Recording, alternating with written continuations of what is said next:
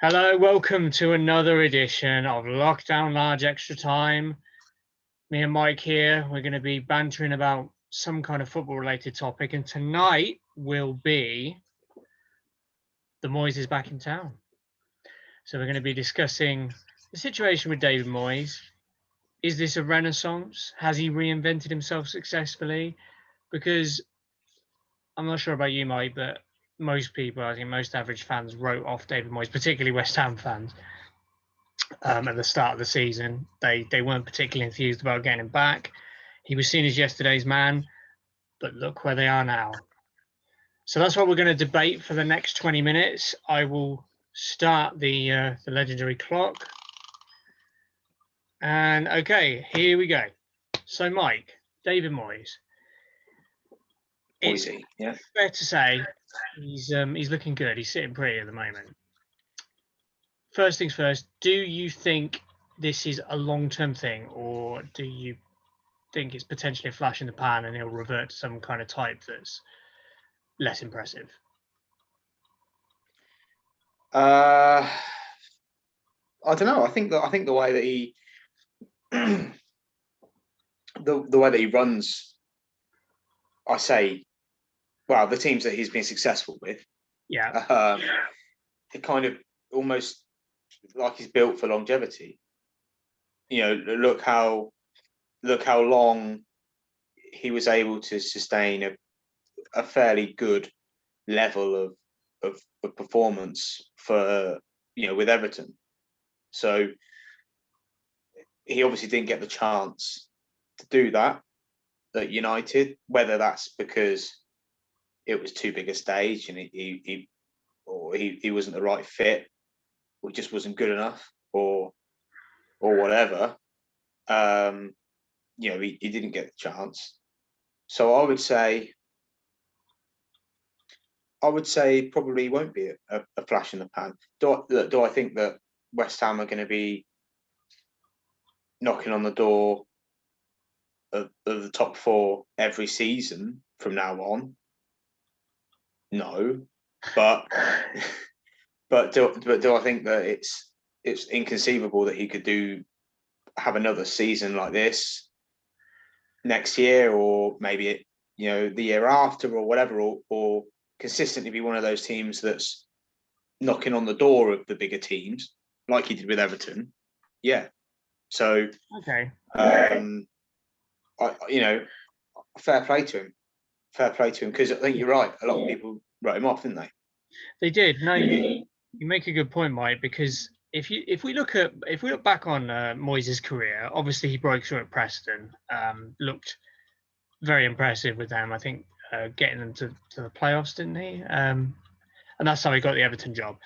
But if we look at Moyes' career, he tends to prove himself, like you say, when he's given a couple, 2 to 3 seasons. Usually, there's at least one shocking season in there before he finally manages to kind of get himself where he kind of wants to be. He's not a Sam Allardyce. He doesn't, he's not a fat Sam. He doesn't walk through the door. Oh shit, I've got 30 games left, or I've got 20 games left. Right, boys, dinosaur football, but we're going to stay up by the skin of our teeth. Moyes doesn't operate like that. We've seen that because whenever he's thrown in somewhere and success was expected immediately, United being the obvious one, the Moyesiah. So he wanders in, taking over from Fergie. Now, it's all very well for him to say, I needed to be given time to rebuild the side. But I'm sorry, he has to realize he was in a different he was on a different planet then, because he's gone from a club, it's almost as if he didn't recalibrate expectations. Everyone would have been happy with a rebuild, but a rebuild means United finish in the top four and they look like they're potentially going to improve next season. A rebuild isn't the champions falling down to 7th place completely out of European competition. That was like way too much of a regression. So, you could argue that he didn't recalibrate his expectations to say, like, the stage I'm on now, I need to work faster. I need to figure out different ways of getting more optimum results while I'm kind of building the background. I don't know if it's that simple, but United was one example. Another example you could give is Sunderland, where again they expected instant, as in instantaneously, him saving them from relegation. They didn't necessarily expect success beyond that, and he couldn't do it. In fact, it was pretty dire, to be honest. 24 points. That's really bad. Fair play to him. He went to Real Sociedad. He failed. Wasn't that before Sunderland? Yeah, I didn't say it was after. But fair play to him. He went to Real. I wasn't doing it in chronological order, Mike. So I'm sorry. No, fair play. He went abroad. It takes guts to go abroad, and he probably thought, it could have been a Steve McLaren situation. Instead, it was a failure. But to be fair, it wasn't a dire failure because Gary Neville went and outdid him. But he expanded his horizons, and he came back, did a dire job with Sunderland. And then he got the chance at West Ham initially, Mike, and he kept them up, but I don't think he inspired anyone really. Like the West Ham fans, you could argue they're notoriously thinking, far too big for their boots, thinking that they're entitled to be challenging for Champions League places or whatever, or playing, the football of champions. There's an argument that them and Newcastle fans are among the most delusional in the country. I think Newcastle fans are a bit hard done by, but West Ham fans are certainly, they don't do themselves any favours with their expectations, considering they've never won the title. But I think it's fair to say, judging by his first West Ham performance, he didn't really inspire anyone. I mean, for instance, he didn't even inspire the West Ham board enough to give him another contract, so they went straight for Manuel Pellegrini. So it's interesting when you look at that whenever he instantly comes in somewhere, he doesn't set the place alight at all, does he? He's never done that anywhere he's gone. But where he's given foundations and said, listen, we're going to leave you alone, do what you need to do. So if we look back, so to give you an example of that, so Everton, so he was at Everton, I think about 10 seasons. And if 10, 11 seasons. And if you look at his placings, you see a pattern where for the first about 4 seasons, complete yo-yo, like completely erratic. So going through his seasons in chronological order, his placings were: first season was 7th, really good. Second season, 17th, escaped relegation by the skin of their teeth. Third season, 4th, Champions League places. Actually, no, it wasn't Champions League places back then, but 4th. Next season, 11th. So you can see, like, massively erratic season by season. Good, great season, terrible season, great season, poor season. But then that's where he kicks into gear. 6th, 5th, 5th, 8th, 7th, 7th, 6th. So you can see he's got them where he needs them to be. Very steady. Now and again bursting into that top 6, then hovering around the cusp of it. Do you think he's only working at his optimum level when he's given the time and space and not put under too much pressure and say, just get on with it, do what you need to do? Well, by the sounds of it, yeah. But you don't get that much time anymore. Not these days. No matter what club you're at. Probably at any level of football, to be honest. You don't really get that much time anymore, do you? You don't have 4 seasons where you can be fucking up and down, sporadic as much as you like win a load, lose a load, and then they go, do you know what? I reckon season 5, 6, 7, 8, 9, he's going to be spot on. We're going to be consistent then. You just nobody. You're lucky if you get a fucking season of it at a top flight team. Any top flight team that is, whether that's a team who's big for their boots or not. Would you say the only exception is when you bring up a team and it's unexpected? Would you say so? The exceptions are people like Sean Dyche at Burnley or Eddie Howe at Bournemouth. Yeah, but then that's different though, isn't it? Yeah, but that's what I meant. So those are the exceptions. So, yeah.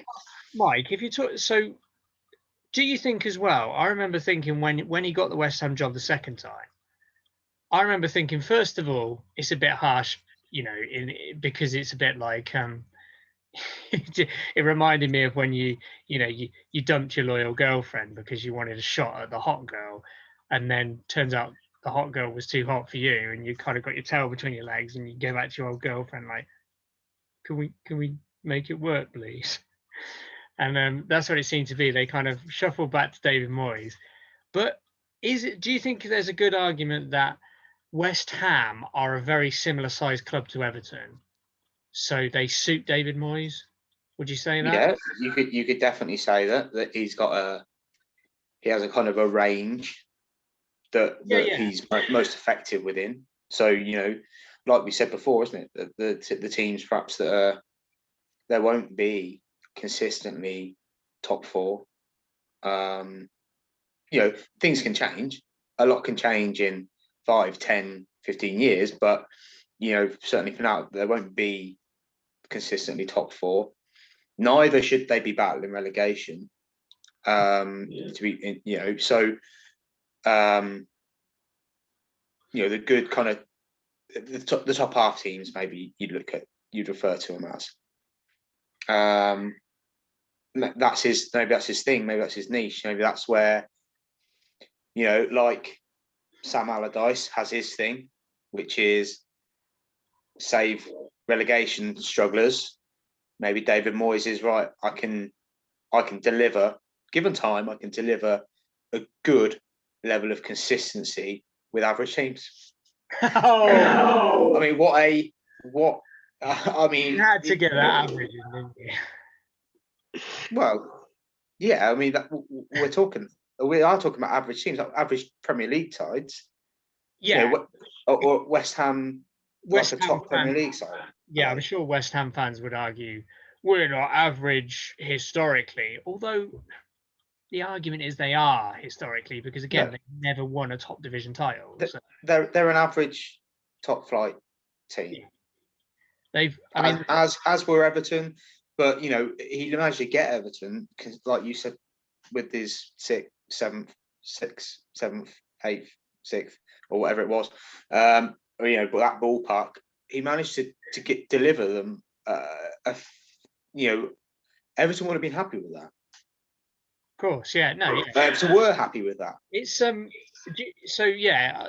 I mean, that's where I was going with it. It's kind of horses for courses, isn't it? You call it Allardyce when you're a club that thinks it has no business to stay in the division, but you desperately want to for financial reasons. Obviously, you call Allardyce, and at the moment, although his brand was tarnished, people do still remember the Everton years. And so, I mean, I also wanted to quickly go over some what I consider very harsh things that are thrown at David Moyes. Go on. And dispel them. Because, by the way, I'm a United fan like you. I was no fan of David Moyes at United. I think he was out of his depth. So I'll say that straight away.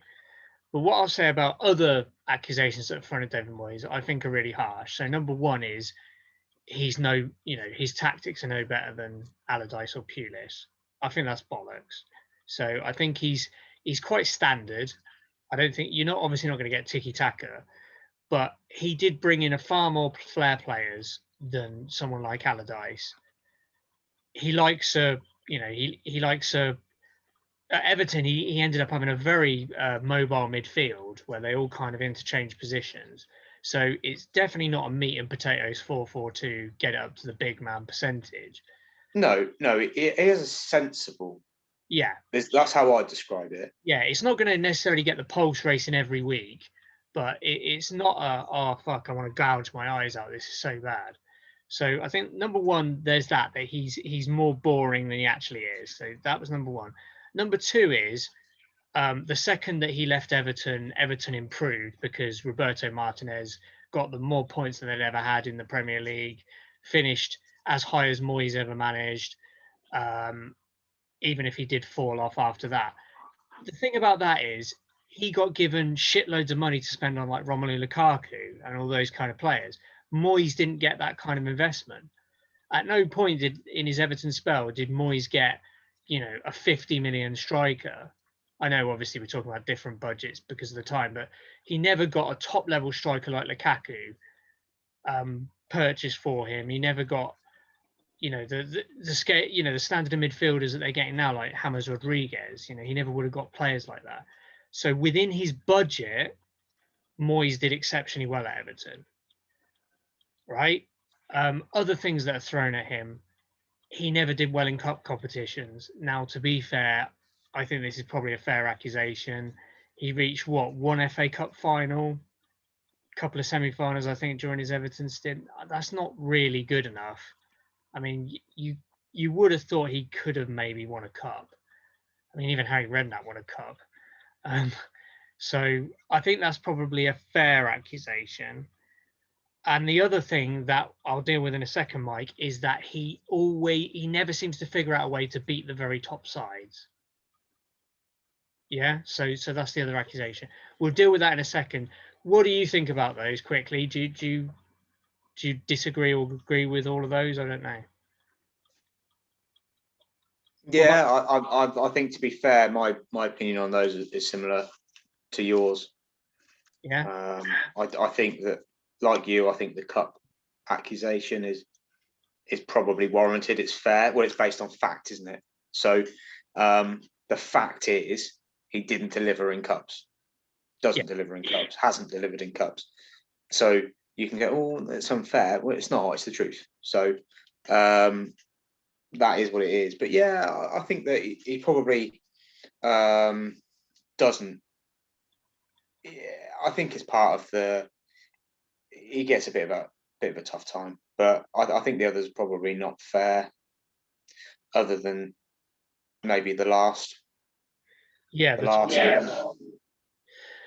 Right. So, okay, I was going to deal with that in the last bit, because I was now going to say how, because the one thing we seem to throw at managers is people seem to imagine that they're unchanging, that they get a tactic, or they get a reputation, and then that's them through their whole careers.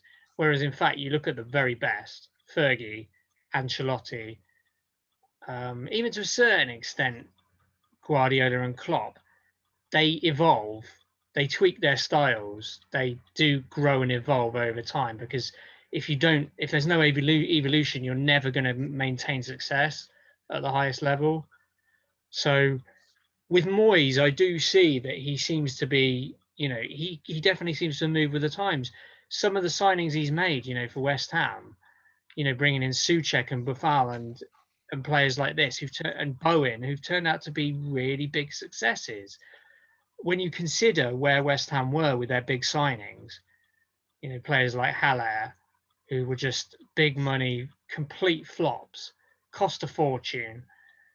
And now Moyes is bringing in players that aren't huge money, but they're turning out to be very, very effective in the team he's building. But I wanted to just these stats, Mike. So this is the one that for me. So the big thing was he never figured out a way to beat or compete with the big teams. This season, West Ham have beaten Leicester, Everton, Spurs, and in fact they haven't lost to Spurs. So they drew the other game with them, and they also gave Man City a hell of a good game at the weekend. So the argument there is he is now learning to compete with the best teams as well. We're talking about best teams. All right, I'll give you a right reply in a second. And the only other thing I was going to say is, I looked at West Ham's history. Do you know that David Moyes, in his second spell, has the third best win percentage of all time of West Ham coaches? The only people better than him are two club legends. Billy Bonds is the only full-time manager better than him, and the only other one was Trevor Brooking, and that was just caretaker. So Billy Bonds is like possibly the biggest, you might argue the biggest legend in West Ham history, next to maybe Bobby Moore. Billy Bonds is the only full-time West Ham manager with a better win percentage than David Moyes. Okay, now tackle my big six. What do you think? Do you think that was unfair then, saying he's beaten Leicester, Everton, and Spurs, and give a Man City a game? I mean, you're talking about Leicester, Everton, and Spurs. Should we not be talking about United, City, Liverpool? Well, I mean, Everton are managed by Carlo Ancelotti these days, Mike, and Spurs are managed by Jose Mourinho. Doesn't change who they are. They're super coaches. That was the point, you know. He's competing against super coaches and he's outwitting them. All right, I thought it was competing against big clubs. Well, you can badmouth them all you like, Mike. But come on, final thought then. So do you don't agree with that then that he's competing with the very best teams yet? No, obviously he's adapted slightly. I don't think that for the same reasons that he's not had any success in the cups. I don't think his brand, say of football, then is particularly well suited to, you know. I don't think he's necessarily the type of coach who's going to get with average to good teams. He's going to get loads of results over big clubs, which, by the way, you need to do that once or twice to win a cup. So probably the reason he hasn't. And he's not really that type of. He's the type of manager that will deliver consistently, a consistent level, which is great, fine, cool. But you're never really going to get that many results against the big teams. But you'll do well against the teams around you, and you'll regularly beat the teams you should beat. And that's Okay, fair enough. Final thought then, Mike. What is success for David Moyes? Do you think he has to win a cup for West Ham, or is just finishing, top 6? Would that be huge for them? If David Moyes finishes in the top 6 West Ham this season, nobody could say that isn't a success. Right. If we're talking about longevity, because he's only been there like a couple of years now, not even that yet. Mm-hmm. Then he needs to go and do that. He needs to go and do an Everton with them, and then he probably will need a cup somewhere thrown in there in the next few years. But top 6, I mean, they're 4th at the moment. Top 6 this season, yeah, that is success. Yeah. Okay.